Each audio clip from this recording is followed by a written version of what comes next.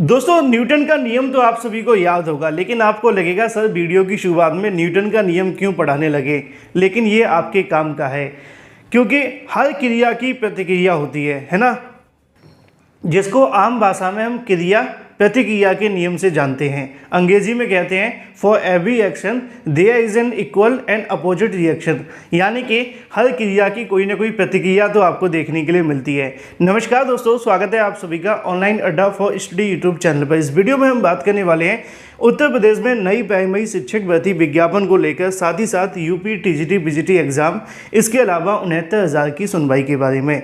तो चलिए दोस्तों, वीडियो शुरू करते हैं। वीडियो को लाइक करें, शेयर करें, वो आपके हाथ में, क्योंकि आप लोग वीडियो को शेयर करेंगे तो और भी दोस्तों तक ये जानकारी मिलेगी, क्योंकि यहाँ से आपको जो भी जानकारी दी जाएंगी वो ऑथेंटिक होंगी। चैनल को सब्सक्राइब करके बेल आइकन को अवश्य दबा लें। उत्तर प्रदेश में नई प्राइमरी शिक्षक भर्ती का इंतजार करने वाले अभ्यर्थी लगातार हर संभव प्रयास करते हैं नई प्राइमरी शिक्षक भर्ती को लाने के लिए। उत्तर प्रदेश के मुख्यमंत्री के माध्यम से शिक्षक भर्तियों को लेकर बहुत सारे बयान इस समय आ रहे हैं। कल भी आप सभी ने एक बयान देखा होगा जिसको लेकर मैंने वीडियो डाला था, जिसमें सीएम योगी के माध्यम से बताया गया कि प्रदेश के अंदर 6 लाख से ज़्यादा सरकारी नौकरियां, और सुबह के समाचार पत्रों में बताया गया कि 1 करोड़ से ज़्यादा नौकरियां युवाओं को दी जाएंगी।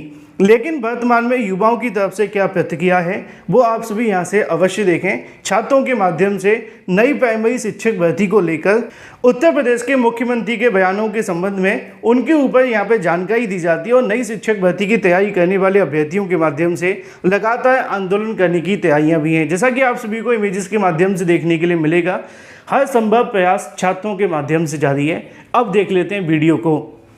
मौजूद है, युवा है और सवाल उठाते रहते हैं बेरोजगारों के हक में। रजत जी, आपने हमारे सभी साथियों को सुना, कांग्रेस के भी साथी, हमारे बीजेपी के जो प्रवक्ता है उनको भी सुना आपने। ये बताइए कि क्या हकीकत में आपको लग रहा है कि रोजगार मिल रहा है उत्तर प्रदेश में? तो सरकार तो करीब 6 लाख लोगों को रोजगार दिया गया। और दूसरा सवाल ये कि अगर रोजगार, सरकारी नौकरियां नहीं मिल पा रही हैं, तो हमने ये भी सुना था कि आप लोग स्वरोजगार भी कर सकते हैं। पकौड़े तलने वाला तो जुमला है, वो तो बहुत उस पर चर्चा हुई, उस पर हम नहीं जाएंगे। लेकिन क्या वस्तुस्थिति क्या है, जमीनी हकीकत क्या है? आप लोगों से मिलते रहते हैं। देखिए सर, मैं आपको बताना चाहता हूं कि माननीय प्रवक्ता जी की बातों को मैं सुना, कांग्रेस प्रवक्ता जी की बातों को सुना, तो मैं आपको बताना चाहता हूं कि केंद्र में जब सरकार चुनावी मुद्दे में आई थी तो उन्होंने कहा कि युवा वर्ग को 2 करोड़ रोजगार के साथ हम देंगे हर साल। आज 8 साल हो गया है, 8 साल बीत चुका है, 9वां साल केंद्र सरकार का लगा हुआ है। इन्होंने अपने कार्यकाल में 7,22,000 लोगों को दी है नौकरी। अब आप बताइए, 1 साल बीतने को है और उसमें इन्होंने कहा 10 लाख नौकरी केंद्र सरकार में देंगे। अब बात आती है कि जब राज्य सरकार ढिंढोरा पीट रही है कि उत्तर प्रदेश में बहार है, लेकिन इन चीजों को मैं दरकिनार करते हुए कहता हूं कि उत्तर प्रदेश में बहार नहीं है बल्कि बिहार में हार है। क्योंकि जिस प्रकार से 10 लाख लोगों को नौकरी देने के लिए बिहार सरकार ने कहा है और वो उससे खरी उतरती दिख रही है, उत्तर प्रदेश का युवा वर्ग, पूरा युवा वर्ग बिहार राज्य में नौकरी के लिए पलायन कर रहा है। वहां प्राथमिक शिक्षक भर्ती का विज्ञापन निकला हुआ है, टीजीटी पीजीटी का निकला हुआ है। उत्तर प्रदेश का युवा वर्ग मजबूरन आज बिहार में जा रहा है, वहां से नौकरी के लिए ललक रख रहा है। क्यों?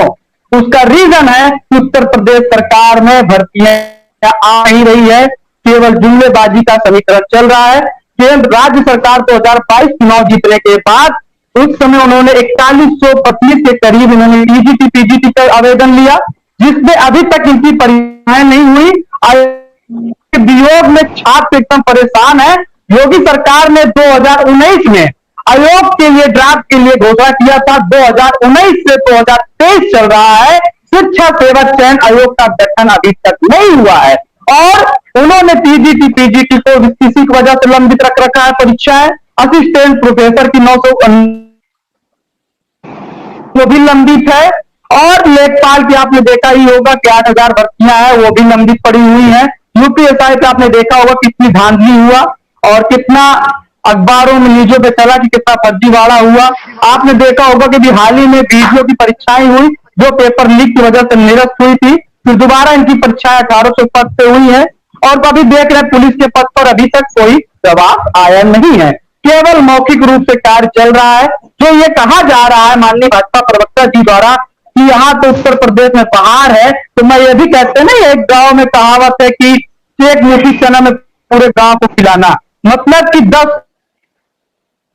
विज्ञापन 1000 पद पे भर्ती के निकाल कर विज्ञापन माननीय योगी जी द्वारा उसको बड़े बड़े अखबारों में, बड़े बड़े न्यूज चैनलों में चलवाया जाना कि नौकरी के लिए उत्तर प्रदेश में बाहर है और अपने हाथों से विज्ञापन देना। तो मैं ये कहना चाहता हूं कि 2022 से आज 2023 चलने को है, कितने पदों पे भर्ती आई, मैं इसमें एक सवाल का जवाब इनसे चाहता हूं। बाकी मेरे पास लिखित आंकड़ा है और बेरोजगारी का जो दर है वो घटा हुआ है। और अगर इससे पहले भी अगर माननीय योगी सरकार कहती हमने शिक्षक भर्ती का विज्ञापन निकाला, तो मैं उनसे एक छोटा सा एक विथ पॉइंट विथ प्रूफ के साथ बात रखना चाहता हूं कि जिस समय 19 मार्च 2017 में जब योगी सरकार सत्ता में आई थी, उस समय 3,99,000 नियमित शिक्षक थे। आज 2023 चल रहा है, इस समय एक माननीय शिक्षा मंत्री जी का बयान आया कि 3,32,000 इस समय नियमित शिक्षक है। इसका मतलब यह है कोई भर्ती हुई नहीं। और जो शिक्षा मित्रों की सीटों पर 68,500 69,000 भर्ती का विज्ञापन जारी किया गया था, वो सुप्रीम कोर्ट के आदेश के अनुसार उस पर समायोजन की सीटें हैं। ये कोई रिक्त पदों पर भर्ती प्रक्रिया नहीं है। चलिए, एक आंकड़ा है, बीते एक महीने में 11,000 युवाओं को उत्तर प्रदेश में नौकरी मिली और हर बार मुख्यमंत्री इस बात का दावा करते हैं कि जो प्रक्रिया है वो पूरी तरीके से पारदर्शी है। जिस तरीके से पिछली सरकारों में धांधली हुआ करती थी या किसी एक खास वर्ग के लोगों को नौकरियां मिल जाया करती थी, बीजेपी सरकार ये दावा करती है कि ऐसा कुछ भी नहीं है। और कई पेपर लीक की घटनाएं भी हुई तो उसमें आरोपियों को पकड़ा गया और उसमें एनएसए तक की कार्रवाई चलिए। लेकिन हमारे सभी साथी, चाहे वो कांग्रेस के साथी हो, चाहे हमारे सतीश पांडे जी हो, सभी सवाल आप पे खड़ा कर रहे हैं कि रोजगार कम और प्रचार ज्यादा। रोजगार है का, ये आपके सामने आंकड़े पेश किए 50% खाली उत्तर प्रदेश में जो से रोजगार और सरकारी नौकरी को मिक्स कर दिया। सर थोड़ी सी आपकी ऑडियो कम आ रही है, अगर मैं चाहूंगा थोड़ा सा अगर माइक के करीब अगर आके बोलेंगे तो ज्यादा बेहतर होगा। हाँ, अब आ रही मानस जी? जी जी, मैं कह रहा हूँ कि बड़ी धूर्तता के साथ और सातिराना ढंग से रोजगार और सरकारी नौकरी विषय को मिक्स कर दिया जाता है। जो आंकड़े आपने बताए, जो आंकड़े मैं कह रहा हूँ, जो 6.5 लाख जो दी गई है वो सरकारी नौकरियां दी गई हैं, वो रोजगार नहीं है।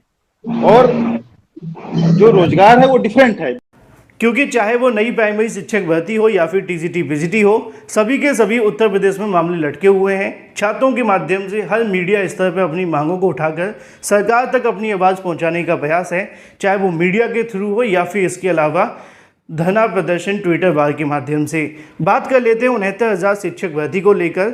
69,000 शिक्षक भर्ती के संबंध में आज एक सुनवाई लगी हुई थी, जिसकी जानकारी मैंने आप सभी को दी थी, लेकिन दोपहर आते आते उस सुनवाई को ख़त्म कर दिया गया और अगली तारीख लगा दी गई, जो कि आमतौर पर होता है। जानकारी देखने के लिए मिली, बेंच न बैठने की वजह से अगली सुनवाई की तारीख 26 जुलाई 2023 की लगाई गई है।